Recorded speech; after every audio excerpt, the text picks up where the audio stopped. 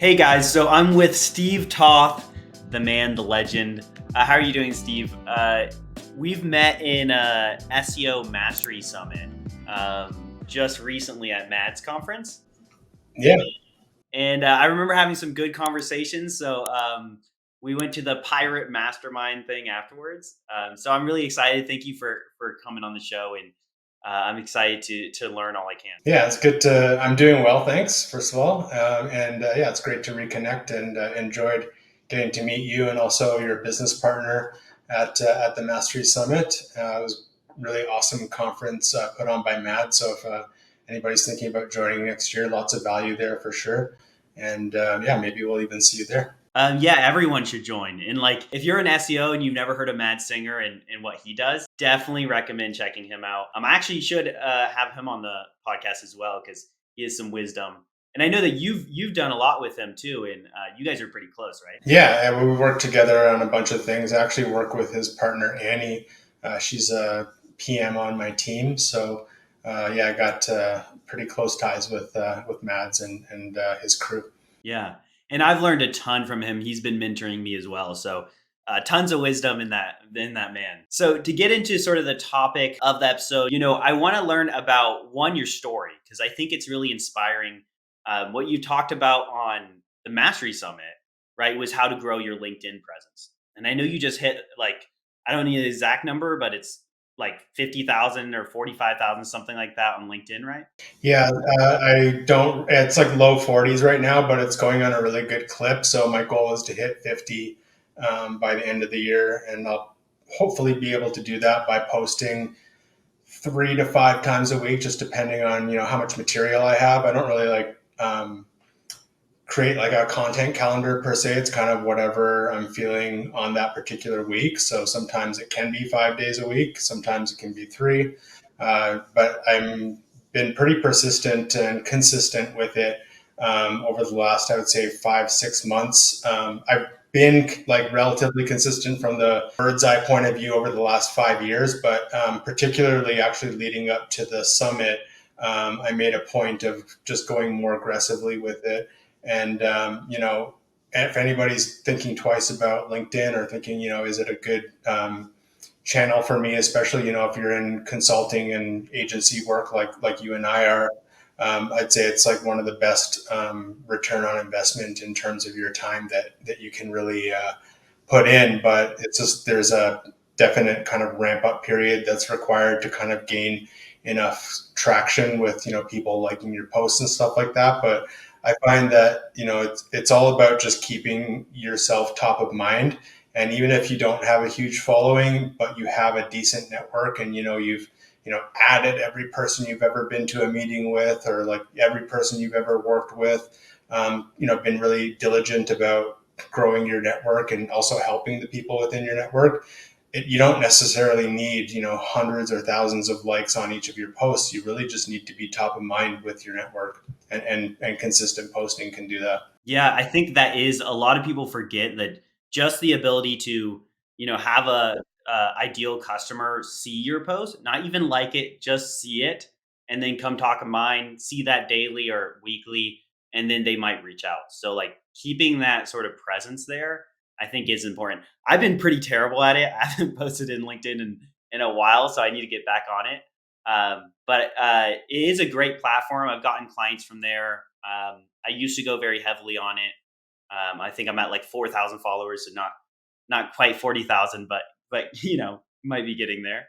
But I should go back on it. So I am curious more about I think a lot of people are interested on your story since if people don't know you, they probably know SEO Notebook if they're in the space. Um, and if not, I'd love you to give like a little sort of brief history on how you broke into the scene, starting from FreshBooks being an in-house SEO, and then SEO Notebook. I've been following it for God knows how long, and tons of great tips in there. Probably the most popular newsletter or top three newsletters in SEO. So congratulations on your success with everything and all your content marketing. How do you think that sort of story evolved in terms of being an in-house SEO to starting SEO Notebook and then going from there? Well, I actually started several years before becoming an in-house SEO at FreshBooks. Started in 2010, really, when I was working at a web development company as a copywriter. And one of the sort of side gigs that I had in that job was starting their blog. So that's where I really began to just write articles that ranked and actually drove business for the company as well. And then I parlayed that into a agency role that I was at for, I think, 6 years. And, I worked my way from the ground up of that agency to become the SEO director. Literally like started new lines of business at that company. It was very like intrapreneurial, working for somebody else, and creating, services and whatnot. Getting a little bit of commission off it, but not much. But I was always I discovered in 2011 that I was super passionate about SEO, and that's what I wanted to do. And there was really no other path that would make me as happy and fulfilled as a person. And then I left that job to go to a different agency in 2017. Ended up getting laid off from that agency. I found that I just didn't have the autonomy that I wanted, and was pretty fortunate within a month and a half to get the job at FreshBooks, which is coincidentally just like 10 minutes down the street from where I am, in West Toronto. And that job was really definitely my springboard per se, but it's also where I think I became a really good SEO, and because I was able to focus on one website, one SERP basically, which was invoice template, and really understanding the how Google is constantly changing that SERP, which sites were in it, which sites, what we needed to do to reverse engineer the competition, et cetera. And that's also when I started following people like Ted Kubitis, Kyle Roof, Matt Diggity. That's when I kind of started to follow the SEOs that were unfiltered and really vocal about how they were ranking sites, and doing it in a no bullshit way. Yeah. And I remember even like when we bought the Cora license, we talked with Ted on the phone. He was kind enough to walk us through everything. When I created that invoice template page at FreshBooks, I used Kyle's rhinoplasty case study and basically created a version of that rhinoplasty page for invoice templates. And there's obviously like other stuff we did to the site off page and internal linking and all the rest of it. But I really took a lot of inspiration from Kyle's case study with invoice templates, and that's kind of where I cut my teeth as, like, I would say an advanced SEO. Whereas before I wasn't really able to give any one site that I was working on enough attention, because at the agencies we had too many things going on at once, and it was just harder to really learn, right? So when I was at FreshBooks, we ended up doing two big initiatives there. One was the invoice templates, which was definitely like the biggest revenue driver for FreshBooks. We're talking 120 pages geared around invoice templates, and all of them ranking really well. So things like invoice template PDF, Google Sheets, Word, and then also professions like graphic designer, contractor, illustrator, whatever, invoice templates, and all the sort of like ones linked to each other. And we just created this beautiful kind of strategy out of those invoice templates. And those were definitely like the biggest revenue driver. Once we started to rank those pages, we could do no wrong at that company. Literally, like, by the end of it, I was coming into work at like 11:30 and just like working on my clients in the morning, and then going to Yeah. FreshBooks a little bit later than I usually would. But honestly, they didn't Having care. some coffee, playing a little guitar on the off. Yeah, we were driving millions to the company, so That's they, beautiful. they didn't care. And then sort of by the end of that, my 2 year, just under 2 year run at FreshBooks, I decided like I had launched SEO Notebook in the summer of 2019.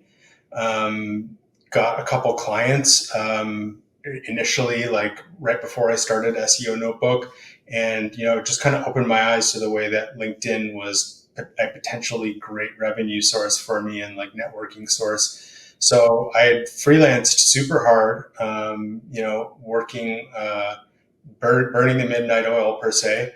I was incorporated with my business while I was working at FreshBooks full time. And then about 9 months into starting SEO Notebook, I decided that I was leaving opportunities on the table, essentially by still working full time at FreshBooks. Like there was clients knocking at my door that I wouldn't be able to service if I was still working full time.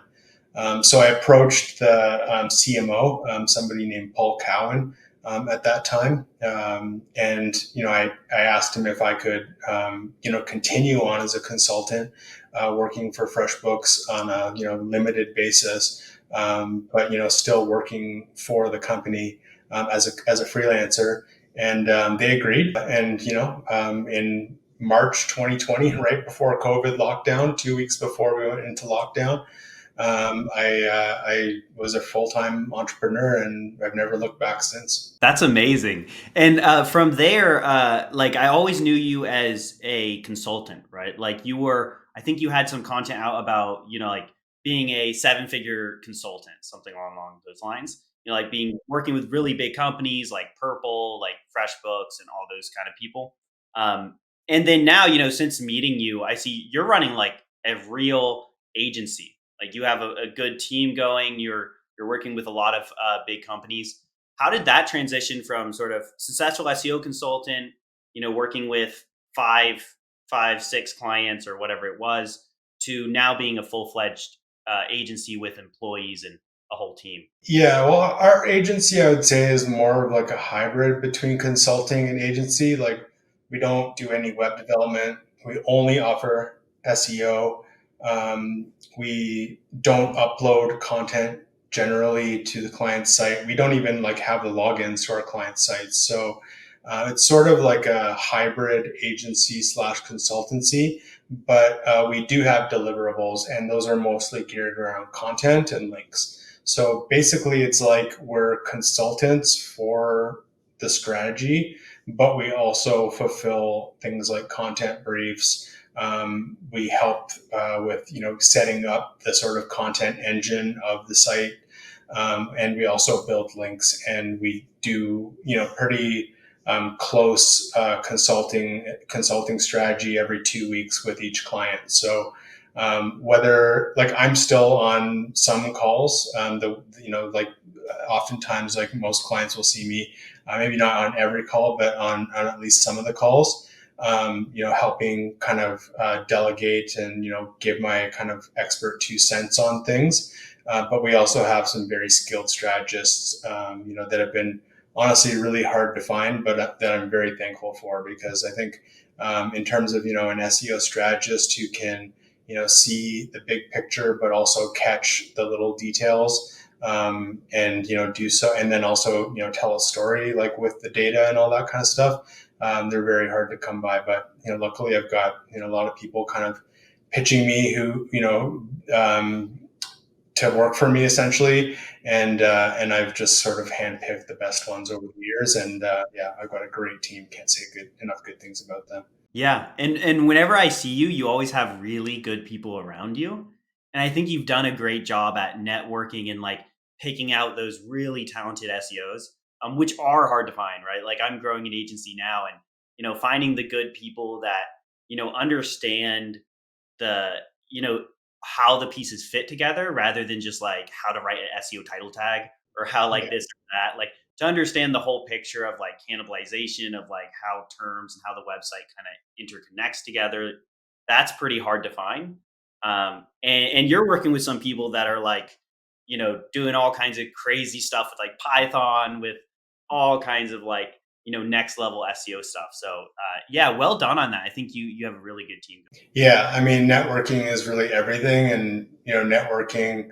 Um, like even like the posting that I do on LinkedIn, it keeps me top of mind with the talent that's out there as well, right? So when it's time for us to hire and put out a call saying we've got an opening for an SEO strategist or a PM or a content strategist or whatever, there's a lot of people sort of following what's going on, and it makes our recruitment efforts kind of hands off, and people just contact us, which is obviously like the best way to recruit and not have to go out and approach 100 people and hope that 5 say they're available. Right. Yeah. No, that definitely helps a lot. And I want to go back to something you said, which I really like in your story, which is that really two things. One is that you had a single website and more or less a single SERP to learn on. And I think for like beginners, it's really good to have a central website where you're experimenting with and that you're learning. Like Ted Kabitis, who you mentioned, founder of Quora, he always says like like have a safe place to fail and have a safe place to experiment with. Every SERP, every industry is different on Google, in ways, and you have to sort of understand that industry, understand what's going on, and then actually experiment and play around with it.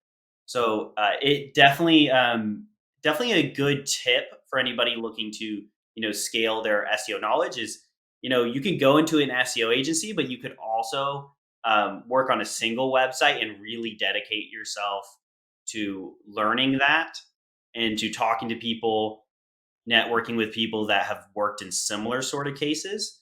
And I think that's a really good way to learn SEO. Yeah, one of the things actually, like I had an idea the other day, and I think I'm gonna put it into action.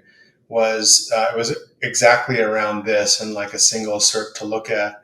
Our agency now is like 14 people, so I was thinking about like delegating. Like everybody would be responsible for one or two SERPs just to monitor themselves and like update on what's going on with that, like just to basically like give everybody an opportunity like that to learn. Because I think when you're working at an agency versus in-house, like in-house you literally like are just responsible for one key. You have very strict KPIs, whereas in an agency you might have like over a dozen clients, right, that you have to um, uh, you know monitor and all that kind of stuff. So with this, like obviously we have like tools and dashboards and stuff to make that monitoring more efficient.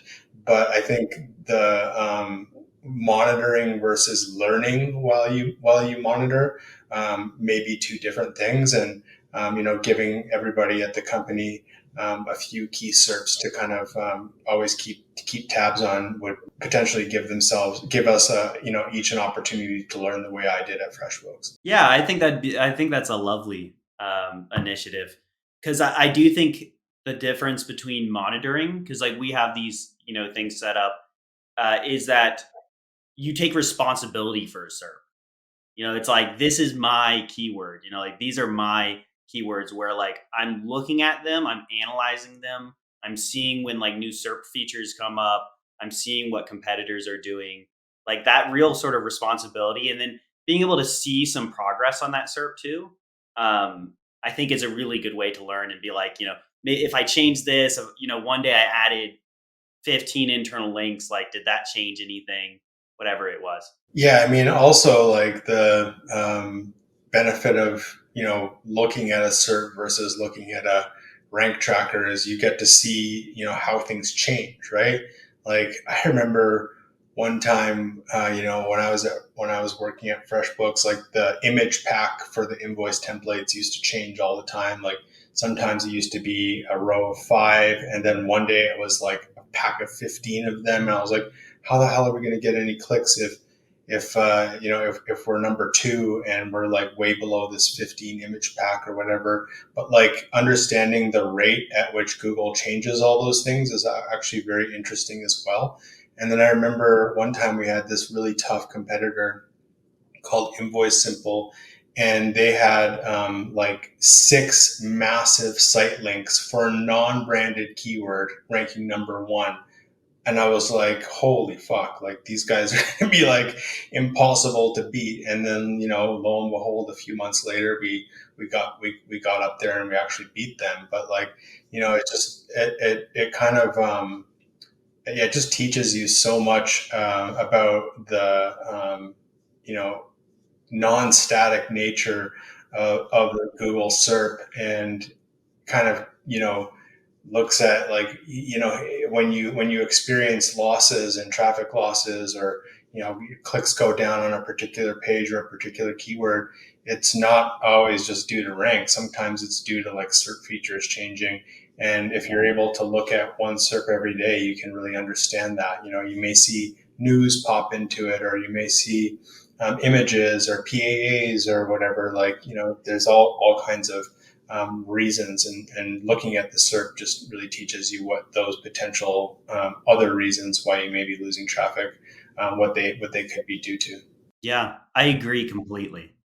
You also mentioned Quora, which like I never got into Quora until like I think it was like 18 months ago, maybe, where I met Ted Kabitis at it was one of the conferences, right? It might have been Digital Unfiltered, or because I remember that's where I met you, I believe, or I at Initially, least like shook your hand for 2 seconds.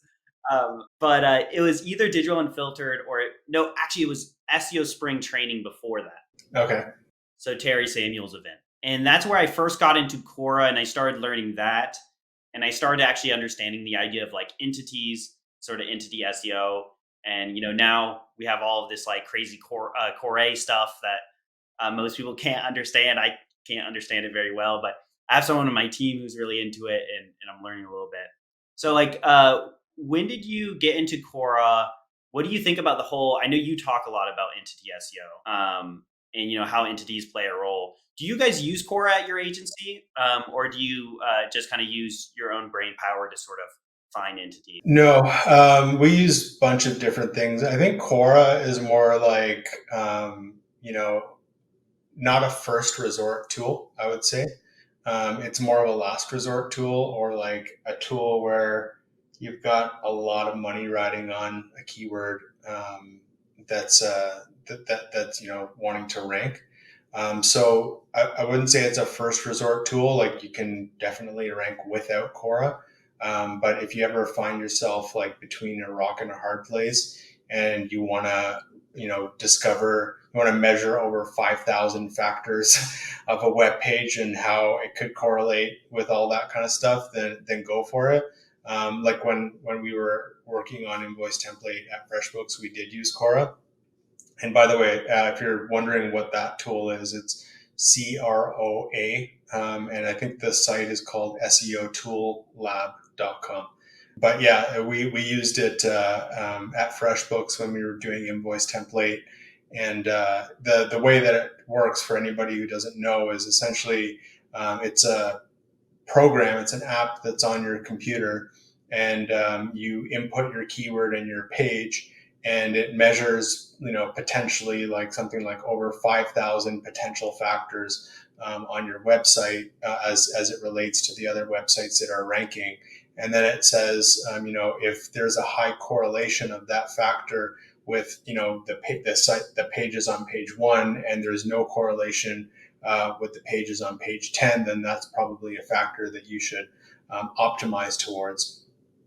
And then it outputs in a spreadsheet, and it's kind of like, go for it from that point on. Add 56 H2s containing whatever, like, it's very prescriptive. So there's some times where you literally run into limitations where it's like, it's just not possible to implement these recommendations, or I can only implement like 10% of them. So it kind of is, it's, yeah, not a tool that you can use extensively. Definitely not on every page of your website. It would just take you way too long. But it's kind of like, if it's a special mission you're going after, then I would say go for Quora. Yeah. And instead of Quora, do you also use like any other software such as OnPage.ai, Surfer, or any of the other tools? How do Yeah. you go about sort of optimizing on page? Sometimes we go with what the client is comfortable with. So we've got a client that loves Surfer and we just use it, right? So all the tools are really good. It's not like one is some kind of like, special like thing that's so much better than everything else. I think they're all generally this, relatively do the same thing. So we use Surfer with certain clients if they're very comfortable with it. We have used other tools like On Page AI and Phrase in the past as well.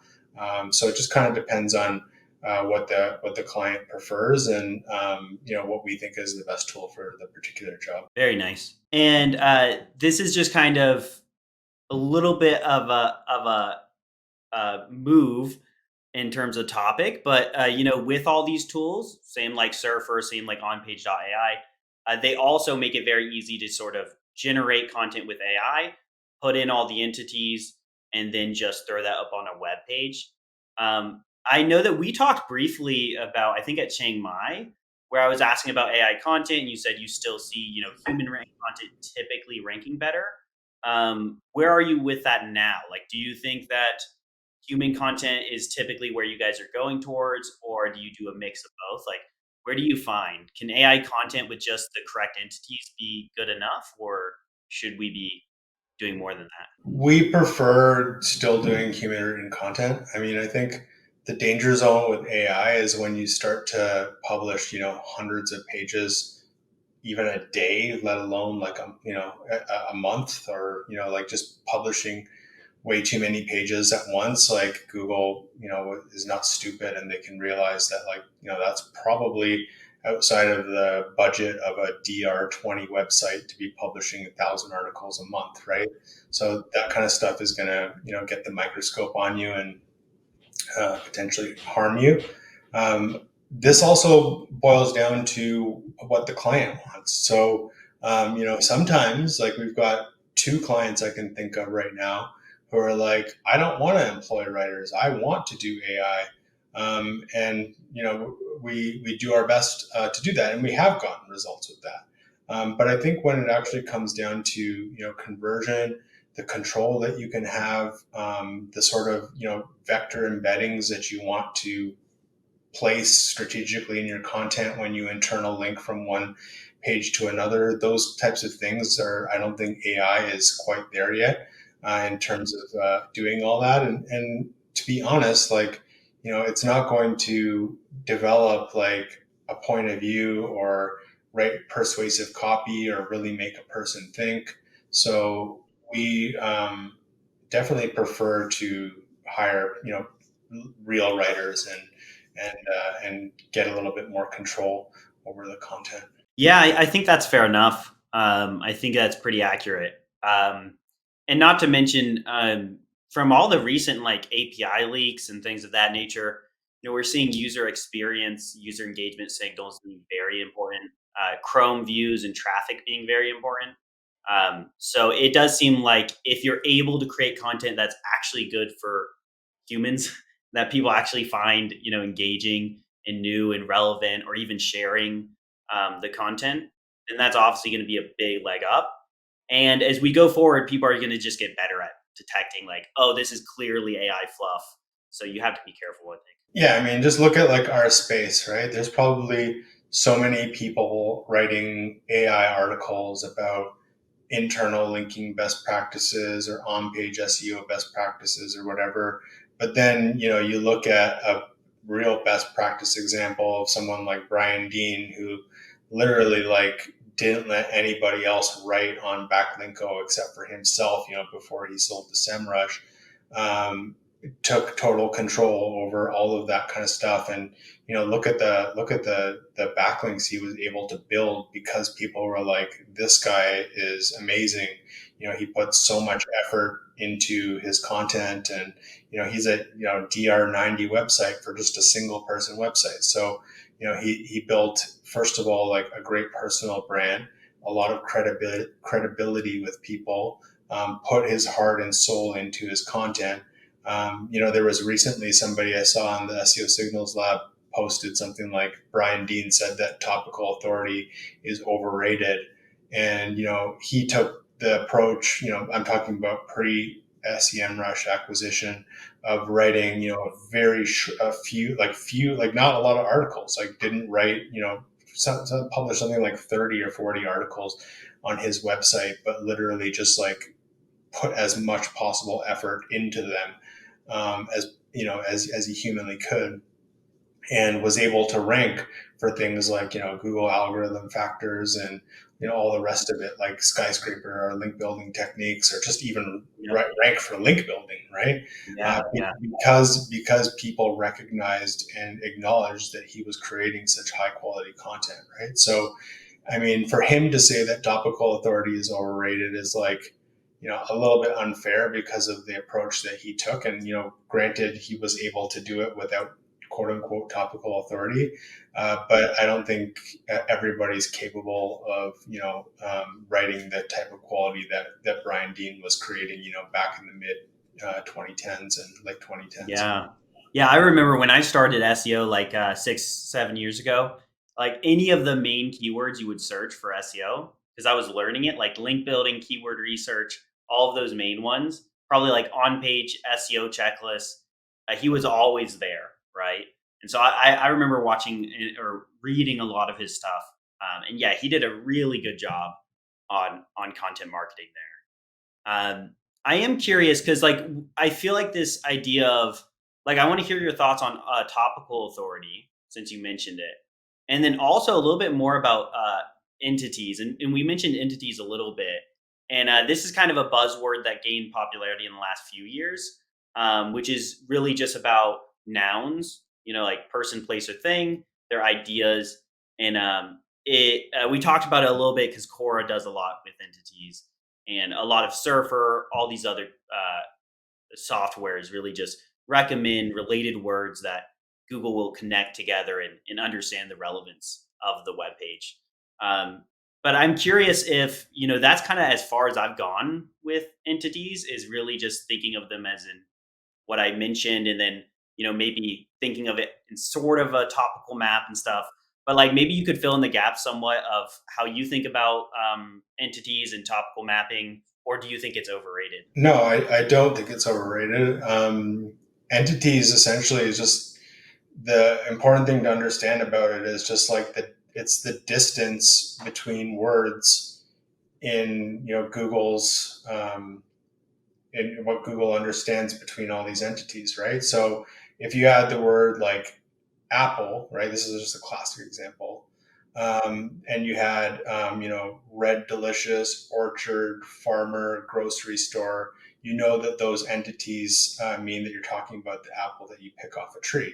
But if you had Apple and it said Steve Jobs, Cupertino, iPod, MacBook, etc., you know that you're talking about Apple, the computer company, or maybe even the iPhone company by now. But those all these entities are stored in a database, and they have a distance between each of them, right? So um, you know drums and guitar are closer than to each other than violin and cello. It's similar, like they've got those distances, and maybe they're also somewhat close, but not you know what I mean, right? So when it comes to the content that you write, we know, of course, we don't know what those distances actually are, right? Like we don't have that knowledge of Google's black box. But using your brain and using these kinds of tools, we can infer that there's a set of entities that you should include in your content because they have these close, like, semantic distances, right? And this also translates to when you're linking one page to another, that you want, like you've got your main article. Let's say it's about fishing rods, and you've got ice fishing, fly fishing, and regular fishing. I don't know that much about fishing, but you've got your thing about ice fishing talks about like up north, cold weather, certain types of bait that you would use, and you'd want to kind of like create those articles, those vector embeddings per se, of close semantic distances for ice fishing, and then you want to link those off to the page that also has even more entities that are related with ice fishing. And when Google crawls your website and sees that this little cluster of ice fishing related entities then links off to this page that talks about all these, is on point and on topic, right? There was that topic score thing in the league too, right? So I think that's what it's talking about, is like, just keeping each site focus score, sorry, keeping all of your site really, tight in the neighborhood of entities that are, within a close semantic distance, and not going too far off topic. So when you talk about topical authority, it's like, which site has most closely mirrored the semantic distances of all these different entities within Google's database, and how it gauges that, because Google can't read, it's not a person, right? So it has to reference its own knowledge base in terms of where these semantic relationships are in relation to its own database, to kind of understand the relevance of a particular page or of a whole entire website. Yeah, yeah, that's a really good explanation. And I think that we've seen that a lot. When I started doing SEO, even reading Brian Dean and people like that, like I always had this assumption that Google could sort of read. Like I always thought that Google understood, had an idea of what good content was, and we're starting to see maybe it does, depending on how you define that. But we're starting to see how you actually define that, and in terms of it can understand entities and the relationship between things and how close those are in its database, like you're saying. It can understand user engagement signals. Did someone click through the website? Did they stay on the website? Is there traffic going to that page? Are people on Chrome visiting that page and staying? Those kind of signals. But like, can it read the content and understand what you're talking about? No, as far as I can understand, or very questionable.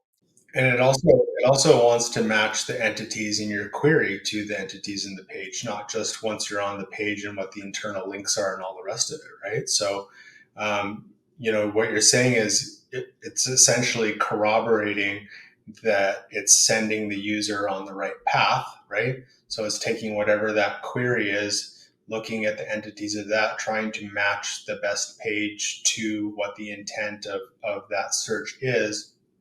And that's even another whole topic about intent and how it determines that. But once it's on the page, it wants to know, did the user actually, was it the last click in that searcher's journey, right? Or did the person find what they were actually looking for?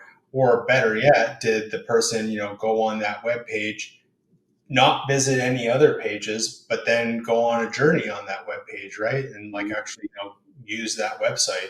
Yep. So one of the techniques that we've done to really facilitate and foster that type of interaction is by putting like a left-hand sidebar of related articles on the web page itself.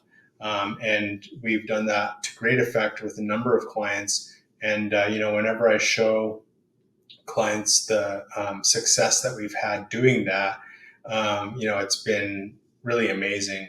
And we've done it now a bunch of times. So essentially, what you would have is like, I'm not going to name the site that we do this with, but we might have like a page like how to become a data scientist. And then we've got, like articles like data scientist resume examples, which companies hire data scientists, is becoming a data scientist difficult, and like, a bunch of like things on the left-hand sidebar nav like that. And, the person comes in on any one of those articles, and, they're always greeted with that left-hand sidebar. It really fosters, engagement with the website, and prevents, or at least minimizes the chances that a person is going to a click back to the search results because they see a bunch of other stuff that's relevant to them, or B, only read that one article. It helps promote them to click around the rest of the website.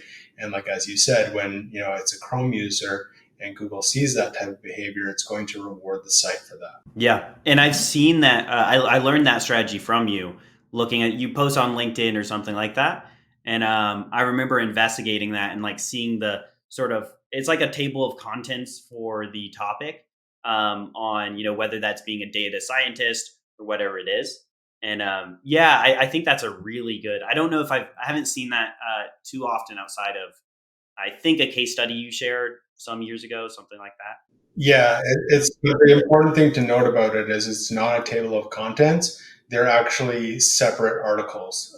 So whenever a user clicks on one of those, they seem very related, right? Like they seem, data scientist resume examples is very similar to how to become a data scientist, or at least super relevant, and maybe could become part of the same article. But we have elected to divide all of those things and essentially create separate articles. And hey, the user might even think that they're just going to scroll to a part of the page when it does that, but actually it reloads and goes to a new article. Which is even better because then you're getting a second page view Yeah. for the statistics. And yeah, I think it's really cool. And I assume how you divided that up because I think a lot of SEO is about these kind of things. So the way you divide that up, I imagine, is searching each of the keywords. So data scientists' resumes, seeing that the search results showed results that are individual pages. So with a title tag that says data scientist resumes, not like data scientist job guide that includes, like a ton of different topics. So you saw that, the top 3 results or whatever it is are specific to that topic.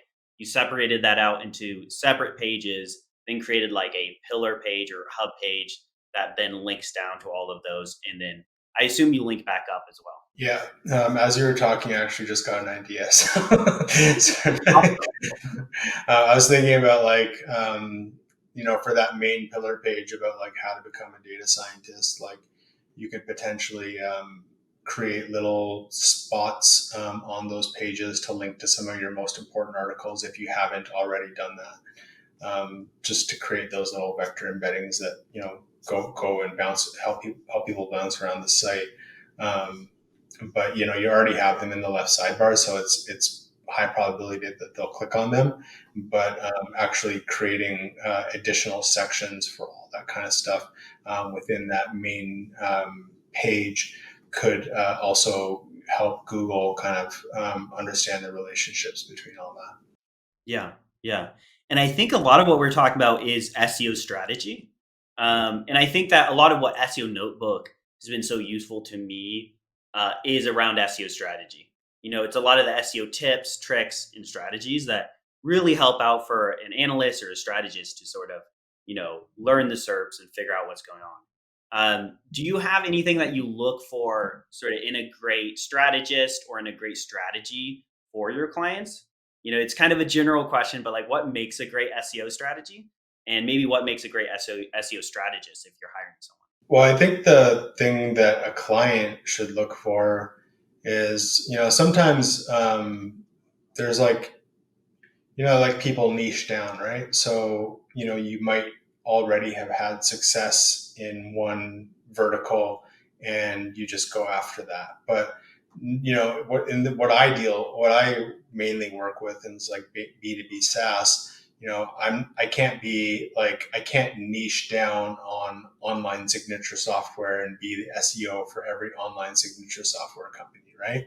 Um, Instead, what you can do is niche down on like a strategy, right? So, one of my favorite strategies, and actually be going into like depth with this on an email series that I'm working on, and hopefully will launch within the next 1 or 2 months, is about the keyword vertical strategy, right? So the thing where it's like invoice templates for, lawyers, for contractors, for artists, for freelance writers, etc., and basically creating a tuned page just towards that industry. So in order to do that, you have to target multiple industries as a company, and then B, the people who are searching for your solution are actually, qualifying their search with, for me, for my industry, right? So I'm going to be going into great depth with this topic in this email series that you'll hear about on SEOnotebook.com if you subscribe. But actually, what I'm saying is like, what's a great strategy? One that's worked before, right? So if you can't prove it out because you haven't niched down in roofers or plumbers or whatever already, then look for a strategy that you can mirror from one industry to the next, and kind of look for something that has already been successful. So that would be kind of my answer. And obviously, like the fine details of it are probably too much to discuss, just in the last few minutes we have here. But I would say just go for something that has already been proven. Yeah, and I think a good way to do that too is to, people really underestimate the power of networking and talking with different people. SEO is so specific. Like doing SEO for a roofer is radically different than doing it for B2B SaaS, right? Local SEO is different than ecom SEO. And so if you're looking for like what works best for your specific company, talking to people is some of the best stuff to do. Go to some conferences, go to Matt's conference next year. Find the people that like, hey, this guy knows local SEO. He knows how to do like neighborhood pages. He knows how to do all this, like he's obsessed with grids and all the local SEO stuff. If you're trying to do local SEO for a roofer, while if you're trying to do ecom SEO, like that's what we specialize in. So we know a lot about breadcrumbs and how ecom gets clustered and how content is registered and search intent is understood in ecom. And then if you're trying to do, B2B SaaS, then talk to someone like you and, figure out how all of this works.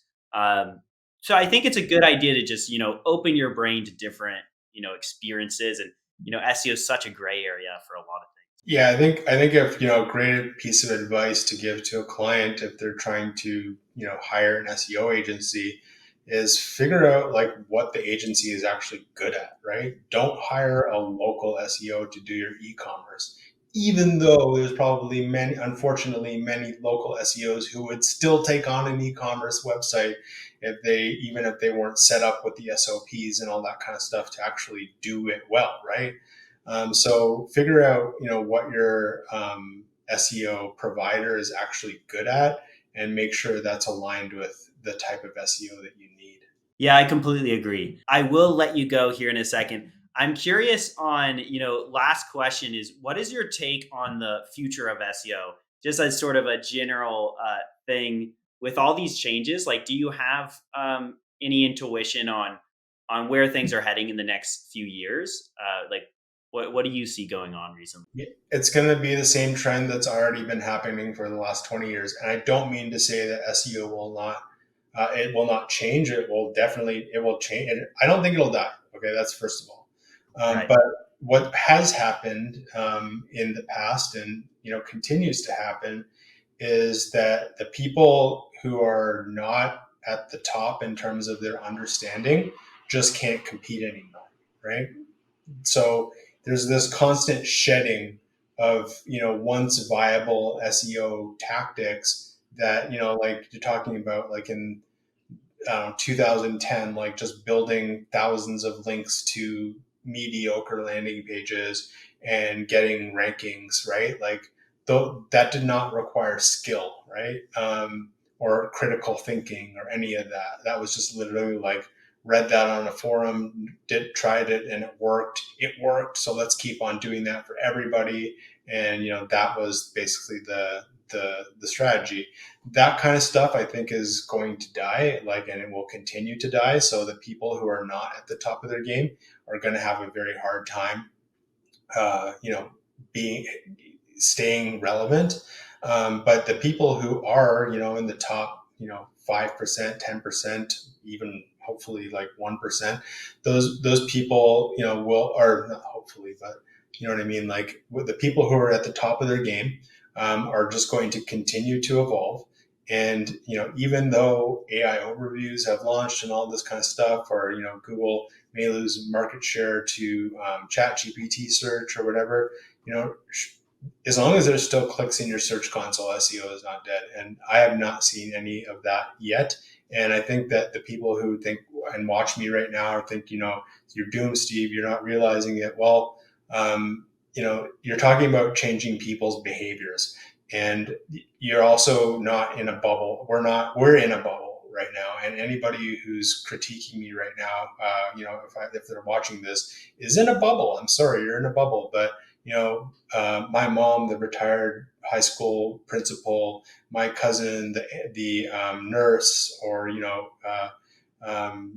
my partner, the therapist, like all these people, like they don't think the way that we do, and when they search for something, they just go to Google, like, and Google is already a verb, and it's ubiquitous. It's paying tons of money to Apple. It's got its Android ecosystem. It has its Chrome browser. It's got a lot of things entrenched. Pays Firefox a ton. It's got its everything. It's going to do everything that it possibly can to maintain its market share. And even if that drops off, I still think the opportunity is great for SEO. Yeah, I wholeheartedly agree. I think we're in interesting times. Like you mentioned, I'm curious to see Search GPT and whatever else comes out. But yeah, everyone I meet that are laymen, let's call them, like they're still using Google. Google is going to probably catch up. I think that Google has had so much fire under them that they're actually getting better. I think they were a little stagnant for a while because they just got so confident. This will force them to get better. I think the search results have already, personally, I've seen them get a little bit better, but maybe that's just anecdotal. But yeah, I think we're in an interesting period. But yeah, I don't think things are just going to flip flop and change overnight. So yeah, SEO is a strong strategy. Both of us own agencies and are generating a lot of revenue. We've seen the Google Analytics, this and that. So I don't think SEO is dead either. But yeah, I think that's a good point. It's just kind of get a little bit more difficult if you don't know what you're doing. It just always will, like, and it has. And I've heard stories of people who were once like millionaires in the 2000s who just weren't able, who got obliterated by Penguin and Panda, and nothing that they knew how to do was now profitable, and like they literally became incredibly depressed, and like just felt like I don't know what they did exactly, but I've heard these stories. And I think that if you're winning right now and it's too easy, then that's probably a red flag that need to start upgrading your skills, and obviously subscribe to SEO Notebook. You know what I mean? It's obvious. So everyone, go subscribe to SEO Notebook. Thank you so much, Steve, for joining me on the show. Really enjoyed the talk, so appreciate it. Everyone should check out Steve Toth if you haven't already. His LinkedIn is great. As he mentioned, he's posting a ton on there. SEO Notebook, I mean, it's been a staple for me for like 5 years. Loved all the notes. Really good. The best newsletter that I've ever subscribed to in SEO. Definitely should check it out. Honestly, LinkedIn and SEOnotebook.com are the main places that I hang out. If you want to follow me on Facebook, I post some non-SEO stuff there. But yeah, I don't know. LinkedIn and SEO Notebook, and YouTube actually. So actually, YouTube would be the place. I don't put like a high budget production into my notes. It's usually just me and a Loom, and here's what I have for this week. But I do sometimes publish videos along with my notes. So if you like that kind of style, just head over to youtube.com/SEO Notebook and subscribe there. Yep. And I've always found SEO Notebook to be very actionable, very just like direct to the point, no fluff. So I really do think essential if you're learning SEO, or even if you're, have your own website, your own company, and you want to start, seeing what SEO is about, sign up to SEO Notebook, check out his YouTube, everything Steve's doing. I think you can learn a lot. Anyways, thank you so much, Steve. You have a great one. Yeah, you're welcome, Patrick. Thanks for having me on.